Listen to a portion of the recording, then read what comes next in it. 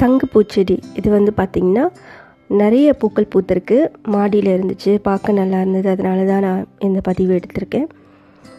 இது வந்து பார்த்திங்கன்னா லோ மெயின்டெனன்ஸ் பிளான்ட், ஒரு கொடி வகையை சார்ந்தது. சாதாரணமாகவே அதில் வந்து அதிகமான பூக்கள் இருக்கும். இங்கே மாடியில் வந்து பார்த்திங்கன்னா ஊதா கலர், அதுக்கப்புறம் ஒயிட் ரெண்டுமே இருந்துச்சு. நம்ம வேணும்னா இதுக்கு மந்த்லி ஒன்ஸ் வந்து நம்ம உரம் கொடுக்கலாம். கவு டங்க் இருந்துச்சுன்னா கொடுக்கலாம். இது வந்து நீம் கேக், நம்ம நீம் கேக் கூட நம்ம பாட்டிங் சாயிலில் கொஞ்சம் மிக்ஸ் பண்ணலாம். செடி வந்து பார்த்திங்கன்னா நல்லா ஒரு ஹெல்த்தியாக இருக்கும்.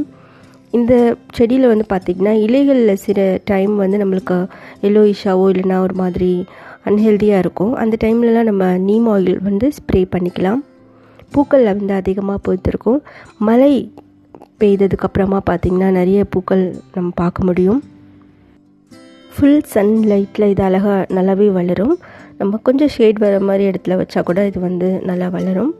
பூக்கள் வந்து பார்த்திங்கன்னா பார்க்க ரொம்ப நல்லாயிருக்கும். மருத்துவ குணம் வந்து நிறைந்தது இந்த பூக்கள்.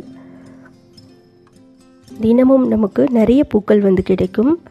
மழைக்காலங்களில் பார்த்திங்கன்னா இது நிறைய ஜெர்மினேட் இருக்கும். சீட்ஸ்லாம் வந்து மண்ணில் இருக்கும்.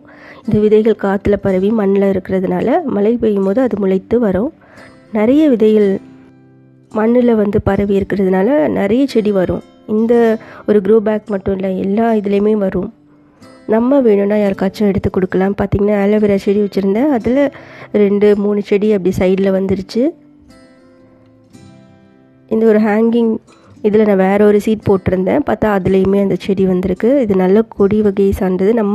நம்மளுக்கு ஏற்ற மாதிரி நம்ம அதை அரேஞ்ச் பண்ணால் நல்லாயிருக்கும். நிறைய பூக்கள் வந்து இந்த கொடியில் பூத்திருக்கு. பூக்கள் அதிகமாக பூக்கணும் அப்படின்னா எல்லா செடியிலையுமே நம்மளுக்கு நிறைய பூக்கள் வேணும்னா நம்ம மஸ்டர்ட் கேக் வந்து பிளான்ட்டுக்கு கொடுக்கலாம். மாதத்துக்கு ஒரு வாட்டி நிறைய பூக்கள் பூக்கும். அது எப்படி நம்ம யூஸ் பண்ணுறது அப்படின்றத நான் ஏற்கனவே வீடியோவில் போட்டிருக்கேன், நீங்கள் பாருங்கள். வெர்மி கம்போஸ்ட் இல்லைனா கவு டங்க் மந்த்லி ஒன்ஸ் நம்ம மண்ணை மேலே இருக்க டாப் சாயிலை நல்லா கொஞ்சம் கிளறி விட்டுட்டு நம்ம அதை போட்டுட்டு நல்லா மிக்ஸ் பண்ணி விடலாம். பொதுவாகவே உரம் இல்லாமல் கூட இது நல்லா பூக்கள் கொடுக்கும் நம்மளுக்கு. இப்போ பார்த்திங்கன்னா நம்மளுக்கு செம்பருத்தி செடியில் பார்த்திங்கன்னா இந்த சங்குப்பூ செடி வளர்ந்துருக்கு. நல்லா வளர்ந்ததுனால செம்பருத்தி செடி அந்தளவுக்கு ஹெல்த்தியாக இல்லை, க்ரோ ஆகலை. ஸோ அதனால் நம்ம அதை எடுத்து வேறு ஒரு பாட்டில் வைக்கலாம் அப்படின்னு எடுத்தாச்சு. நிறைய க்ரோ பேக்ஸ்லலாம் இந்த செடி வந்து மழைக்காலங்களில் வந்தது. அது ஃபுல்லாகவே வளர்ந்து வந்துருச்சு. இது அரளி செடி, அதுலேயும் பார்த்திங்கன்னா ஒரு செடி இருக்குது. இந்த மாதிரி நிறைய நம்ம எடுத்து வச்சாச்சு. வேர் ரொம்ப நல்லா பரவுறதுனால நம்மளுக்கு நம்ம வச்சுருக்க செடி சரியாக வளர மாட்டேங்குது. தனியாக ஒரு பாட்டில் நம்ம இந்த செடியை திருப்பியுமே வைக்கலாம், வளரும். சுற்றி நம்ம மண்ணை வச்சு கவர் பண்ணிக்கலாம். வேணும்னா இந்த டைமில் நம்ம நீம் கேக், வேப்ப புண்ணாக்கு இருந்துச்சுன்னா போடலாம், இல்லைனா கவு டங்க் இருந்துச்சுனாலும் போட்டு நல்லா கிளறி நம்ம வச்சுக்கலாம். இப்போ இது வந்து ஒயிட் கலரில் சங்குப்பூ இருக்குது. நிறைய விதைகள் நம்மளுக்கு கிடைக்கும். அதை நம்ம சேகரித்து நம்ம வச்சுக்கலாம். வீடியோ வாட்ச் பண்ணதுக்கு நன்றி. தேங்க்யூ. பாய். Take care.